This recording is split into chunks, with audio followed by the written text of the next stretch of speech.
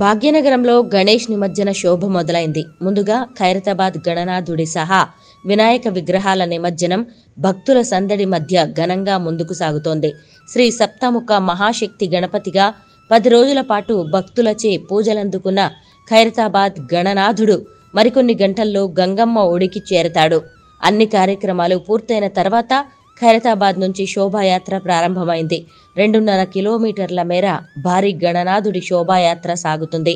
Khairatabad sensational theatre, Rajdoot hotel, telephone Bhavan, Telugu తల్లి flyover, సచివాలయం, ఎన్టీఆర్ మార్గ్ వరకు శోభాయాత్ర కొనసాగనుంది. ఎన్టీఆర్ మార్గ్ 4వ నంబర్ దగ్గర మహాగణపతి నిమజ్జన ఏర్పాట్లను చేపట్టారు.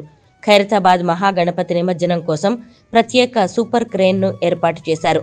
మధ్యాహ్నం 2 గంటల్లోపు ఖైరతాబాద్ గణేశుని నిమజ్జనం పూర్తయ్యేలా ప్రణాళికలను సిద్ధం చేశారు.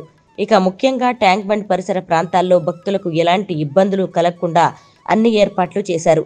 700 మంది పోలీసులతో భారీ బందోబస్తును ఏర్పాటు చేశారు. శోభాయాత్ర మార్గంలో 56 సీసీ కెమెరాలు పెట్టారు.